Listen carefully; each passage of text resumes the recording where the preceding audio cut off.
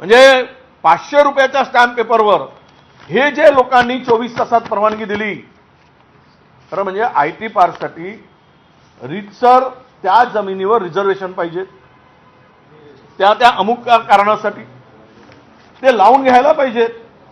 ते केलं गेलं नाही. फक्त खरेदी व्यवहार झाला आणि एकाने आम्ही आयटी पार्क टाकतो म्हणून एक ठराव पास केला कंपनीनं आणि त्या भरोशावर त्याला एवढा मोठा 21 कोटीचा एक्झम्पशन दिला जातो, माफी दिली जाते. म्हणजेच यामध्ये किती मोठा गैरव्यवहार सरकारच्या माध्यमातून होतो आहे मी मुद्दाम सांगेल. आणि त्यासाठी त्याला जी काही परमिशन 24 तासात दिली ते उद्योग संचालनालय हे सुद्धा गुन्हेगार आहेत. त्यांच्यावर सुद्धा कारवाई होणे अपेक्षित आहे. अपेक्षित नाही, कारवाई झालीच पाहिजे. तुम्ही कुठलीही कमिटी जर आपली कुठलीही कंपनी जर ठराव पास केल्याबरोबर त्याला जर तुम्ही मुद्रांक शुल्काची माफी देत असाल तर हे कुठल्याही नियमाला धरून नाही, कुठली फाईल नाही. मी काल सांगितलं राफेलच्या स्पीडनी ही फाईल फिरली.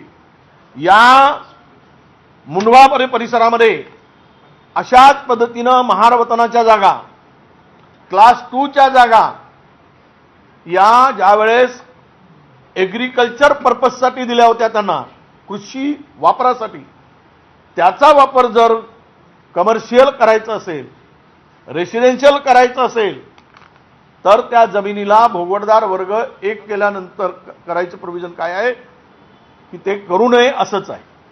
आणि ते 2च वर्ग राहील. आणि ज्या ज्या वेळेस त्या जमिनी सरकारच्या जमिनी त्याचं रजिस्ट्रेशन किंवा त्याची खरेदी विक्री होत असेल तर कमर्शियल वापरासाठी 75%